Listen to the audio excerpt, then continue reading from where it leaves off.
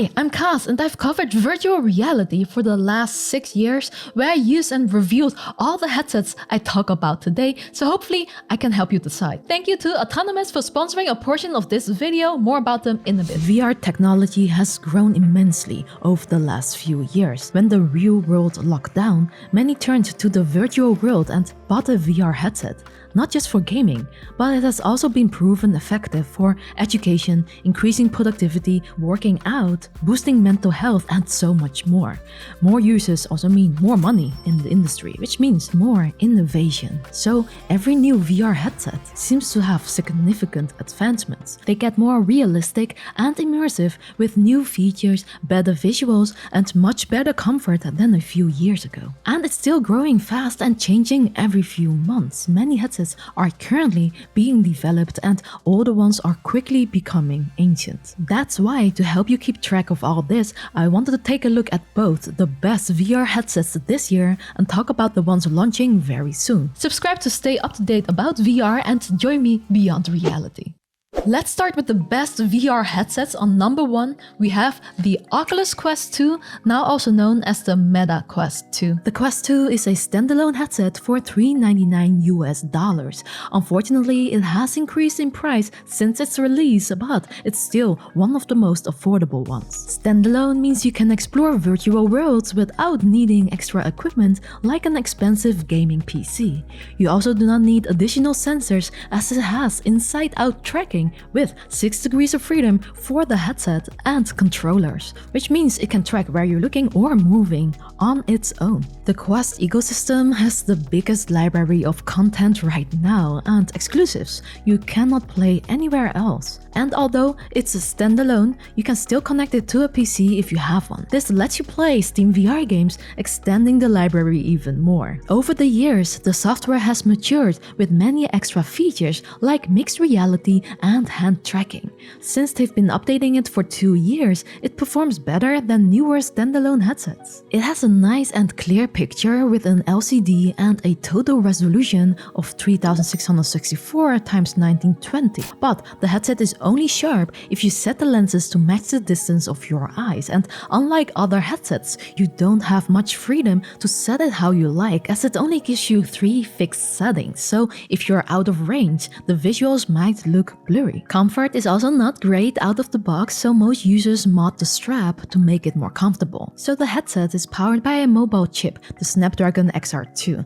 This makes it easy to use as it can run games within itself, but it isn't as powerful as a gaming PC, so in-game graphics don't always look very good, logically. Even so, I find myself using the Quest 2 much more often than other headsets to this date. I don't mind the worse graphics as the gameplay is still fun and its portability has really sold it to me. That versatility, biggest games library, and price make it the best value VR headset overall and the best for beginners. However, with a release date in 2020, it might be outdated soon because of upcoming VR headsets, which I'll talk about later in the video. But if you're interested in jumping into VR right now, I'm sure you have a lot of fun with Quest 2. If you want more info about these headsets, I made an in-depth full review of all of them. I'll put links in the description below. Second and new on the list is the Pico 4.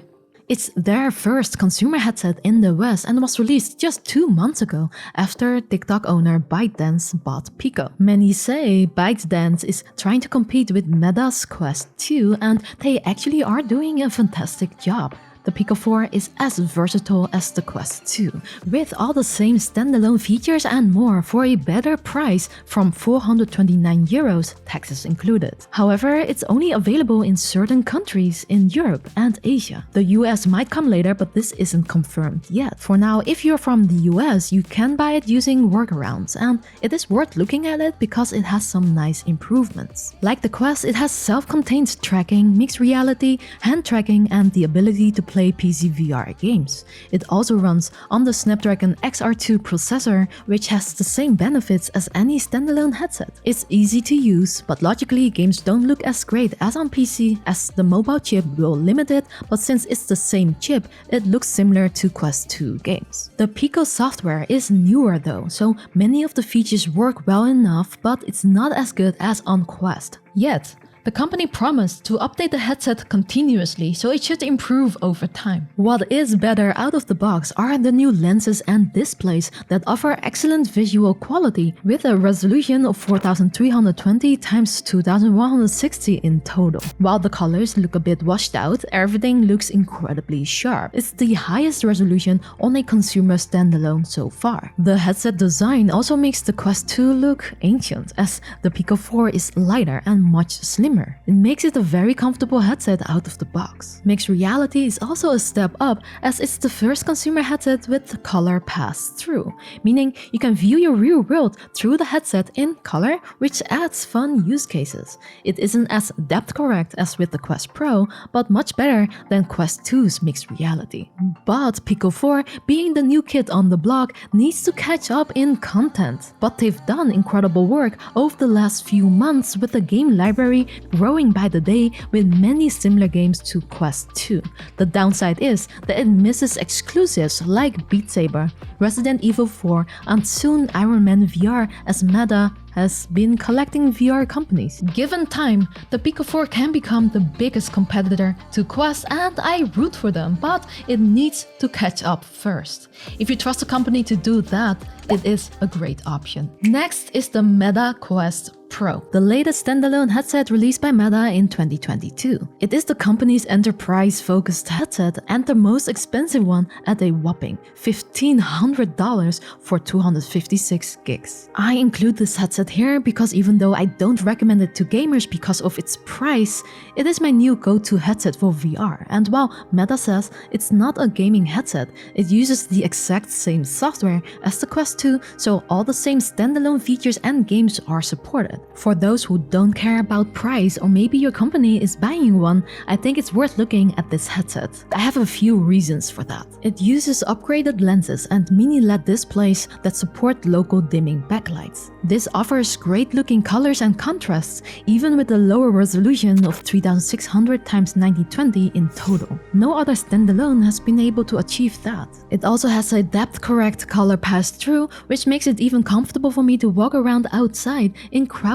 environments. The Quest Pro has built-in eye and face tracking too, adding a next level feeling of presence when meeting people in VR. However, I expected all this to be a huge difference for this price, which it isn't because the software isn't ready. I do like the innovative slick headset design that can be used without face cover, so you don't feel as isolated, which is actually my preferred way of using the headset, especially when there are people in the same room. When you want to be fully immersed, you have to get additional covers though. And it gets uncomfortable after about an hour. Comfort is personal, so don't judge the headset too much on this. Plus, I haven't had this issue anymore as I added a top strap. This is one by Studio Form, made for Quest 1, but you can probably make one yourself. Lastly, the Quest Pro controllers that come with it are the best ones for standalone headsets so far, as it has the best tracking. My biggest reason I could not recommend this headset is that the upgrades were not big enough to justify the price, and the software isn't actually ready. The headset feels like a dev kit sent to early adapters and developers to test and see what will go in a future Quest headset. If you don't mind being a tester and budget doesn't matter, it is, even though minor, an upgrade over the Quest 2, and I don't think it will get outdated fast. On number 4, we're moving towards PC VR headsets, but first, every day I spend the most time behind my desk on my chair working and gaming. Having a great setup that boosts my productivity is important. What works for me is a clean, ergonomic desk. That's why I upgraded to the autonomous smart desk and ergo chair. I chose the walnut top with black desk frame, and I love how aesthetically pleasing it looks. It's got enough space for all my gear without cluttering too much. Plus, since I have chronic neck pain, I often switch from sitting to standing, which I recommend everyone to do. So an electric motor and programmable setting saves time, and it's just satisfying to use. Check them out with the links below, and if you use our discount code, you get 8% off. Let's continue with the HP Reverb G2 version 2, which isn't standalone as it uses a cable to connect to your PC or a laptop. But this headset offers best-in-class visuals with a high resolution of 4320 x 2160 in total. It has great audio with the same same off-ear speakers as the Valve Index, and at $600, it is one of the best value PC VR headsets out there. During the holidays like right now, you can also get one for $450, making it cheaper than a Quest 2. The benefit of PC VR headsets is that it doesn't compromise on game graphics. Since it uses your PC to run games with a high-quality video cable, the graphics look incredible. Running PC VR games on a standalone device isn't bad, but since it's usually done wirelessly or with a USB cable, you can see that the graphics are more compressed. My biggest gripe about this headset is that the controller tracking isn't as reliable as other headsets. The controllers are not my favorite as they're bulky and don't feel as ergonomic. So I think this headset is less suited for fast-paced games, but especially great for people who love to play simulators and are not interested in standalone games. If you want great visuals at a reasonable price, the HP Reverb G2 is the way to go unless you have a low-end graphics card that isn't compatible. Make sure to get the version 2 released in 2021 as that comes with improvements in controller tracking. On number 5 is the Valve Index. The headset released in 2019 was always praised for its best all-round VR headset experience. However, the headset is starting to get outdated, and at a high price of $749 for the headset only, it's hard to recommend it still. And it's even more expensive if you don't have base stations and controllers ready, because then you will need the full kit of $1,000. But the Index is still special because it comes with the best controllers with finger tracking and a knuckle strap that's convenient because you can let go of the controllers without dropping them. Everyone loves it so much, including me, that they buy knuckle-like straps for controllers for other headsets. It has the best off-ear speakers and microphone out of the box. The custom optics allows you to move the displays closer to your eyes. This gives the headset the widest field of view compared to many other headsets on this list. It's also on top with the highest refresh rates that can go up to 144 Hz, making the display beautifully smooth looking even at the lower resolution of 2880 x 1600 in total. But unfortunately, the resolution and visual quality fall behind other headsets now. The Steam VR tracking that uses external sensors is still the best, but the downside is that it's not portable and just feels like much more work to get started in VR, so it makes me not want to use the Index anymore. Perhaps the only reason you might want it is that it's still a great overall headset, and since the resolution is lower, you don't need high PC specs to run it. Headsets like the Reverb G2 have high minimum specs requirements, and if you don't have that, you might have trouble getting decent frame rates. So then the Index may still be worth your consideration. Time for HTC Vive Pro 2, one of HTC's latest headsets released in 2021 and one of the highest resolution mainstream headsets you can buy. But it's also one of the most pricey PC VR headsets out there at $800 for the headset only. Like the Index, this uses outside-in tracking, so you need external base stations and Steam VR compatible controllers. If you don't have that, you might want the full kit for $1,400. Although I do not recommend getting that one as it includes the Vive controllers, which are the worst controllers out of everything on this list. They are big, bulky, and not user-friendly. However, since the headset works on Steam VR, you can use any Steam VR compatible controllers with them, so you can also get the Valve Index controllers with this headset. The headset can do 120Hz refresh rate and has a whopping 4896 x 2448 combined resolution, which is one of the highest right now. Then this is something none of the other headsets have. HTC Vive headsets support an excellent wireless solution that uses Wi-Fi. The Vive wireless adapter allows you to remove the cable and use this PC VR headset wirelessly and almost latency-free. Although the max resolution it then supports is only 3264 x 1632 and only 90 Hz max. Plus, the wireless adapter is a costly add-on at $350. I don't think that's worth it.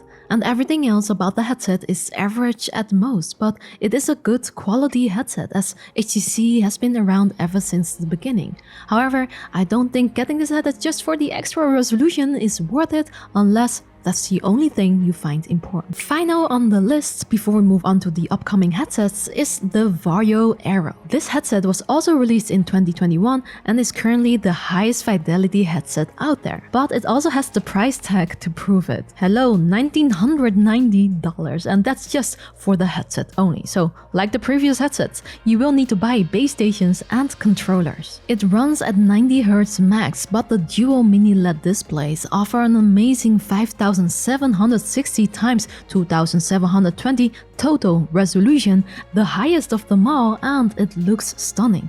I was shocked at how crispy clear it all looked, and it was edge to edge. Not many headsets have done that. It is a pretty heavy headset, but they've made the strap with multiple adjustment points and active cooling to make it still one of the most comfortable headsets.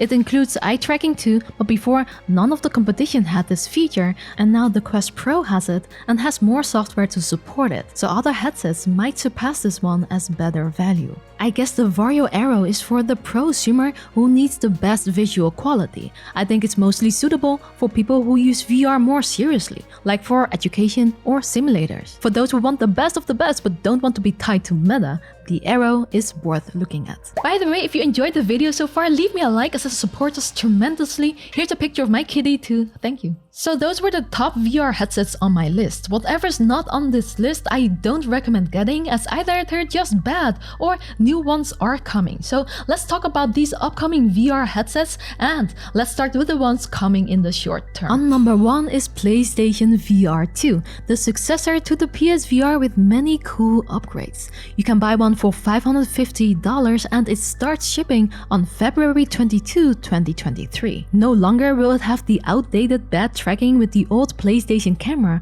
and the very ancient PS Move controllers, but the PSVR 2 will finally have its own self-contained tracking system. It will have a much higher resolution of 4000 x 2040 combined with OLEDs, HDR support, and refresh rates of up to 120 Hz. You might not like that it still uses a cable, but the benefit here is that it offloads the processing power to the PS5, so you can expect much higher fidelity games similar to high-end gaming PCs. It has unique features too, including eye tracking and haptic feedback on the headset. It will also include the new PSVR 2 controllers that will include advanced haptics similar to the PS5 controllers. That means adaptive triggers that can change how each trigger press feels and more precise localized rumbles. But the most exciting part about PSVR 2 is that Sony will probably invest in a lot of content, so you'll have a lot to play. Content is king after all, so I cannot wait for this headset to come out.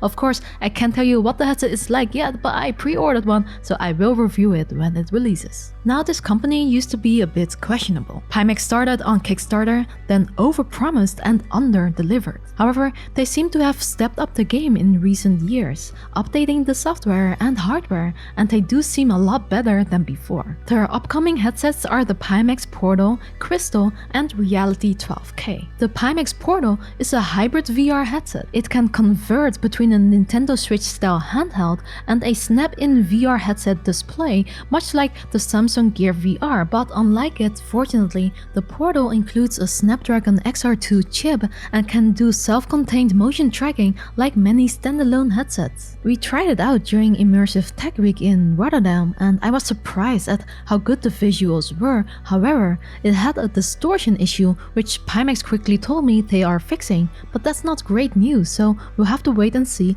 and I need to test it more to understand who this headset is for. Currently, I don't have the feeling this is a headset for us VR enthusiasts. Then there's the Pimax Crystal, a headset priced and positioned to take on the Vario Aero. The price is slightly lower at $1,900, but it has a slightly higher resolution at 5760 x 2880. It has QLED and mini LED displays plus HDR. It also has some unique features. It's the first of its kind that can be used standalone, and it can also be connected to a PC with a display port to play PC VR games at the highest resolution and with no latency.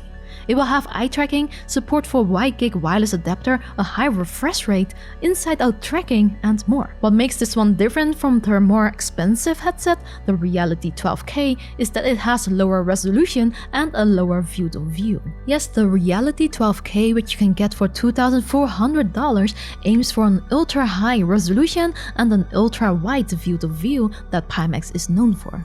I haven't tried the Reality 12K, but I tried the Crystal. Unfortunately, I couldn't try the standalone features, but I played on PC VR and the visuals looked good. It was incredibly clear with beautiful colors, pretty good blacks, edge-to-edge clarity, and I didn't see any distortion. So far, I'm impressed with this display. I genuinely hope Pimax can deliver what they promised this time because that will make them great high-end options. Now, there are many more Pimax options and specs that I didn't talk about because they are known for making it pretty complicated, which would make this video too long.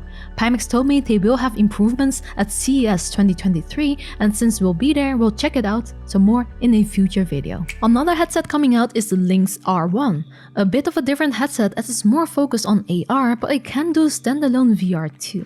You can get it for $849 for the standard edition, and it should start shipping in February too. It has a 3200 x 1600 combined resolution with dual LCDs, and it's powered by a Snapdragon XR2 as well. It has a unique lens you won't see anywhere else, and this all combined is set to give us a great mixed reality experience. It also offers incredible hand tracking using Ultra Leap, which has always been great at hand sensing cameras. We tried a very early version before and I was impressed by it, but the software wasn't ready yet back then. It was hard to say if they were on track and whether they'll have any content, but I'll make sure to review it when it launches. These were the headsets with the confirmed launch date, but next to this are several rumors of new headsets that may also be coming in 2023. Some are more confirmed than others, so let's start with the more confirmed ones. The Quest 3 should come next year, which was mentioned during a Meta Quarter 3 2022 earnings call. The CFO specifically said, and I quote,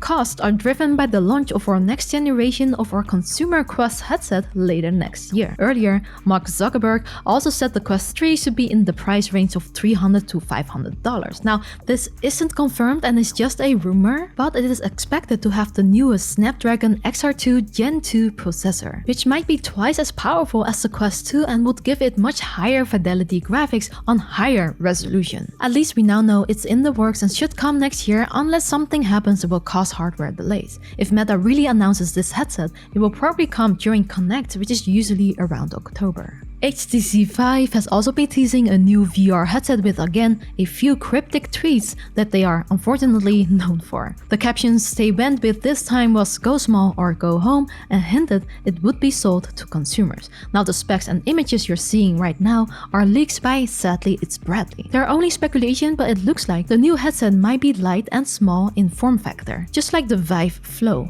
except it might be more gaming focused and has a potential release date of early 2023. However, given HTC's track record, it probably won't be cheap. I'm not going to go into great detail here as there's still a lot of uncertainty, so I'll leave you with these images. Those were all the headsets with a high chance of coming within 1 year. Next are a few headsets long rumored to come, but I'm unsure when these headsets will actually release, so let's go through them quickly. Valve might be working on a new headset codenamed Deckard, which could be a standalone headset. This is highly speculative, but Valve has been pretty forthcoming about working on new VR hardware. Whether it will actually come to life is another story, but let's hope so as Valve seems to make the best things. Fingers double triple crossed. Then the long rumored Apple VR AR headset might finally be launching in 2023 according to analyst Ming-Chi Kuo. If you've been following this, you might be very skeptical like me, as it has been years since the first rumors and each time we watch an Apple event we get disappointed.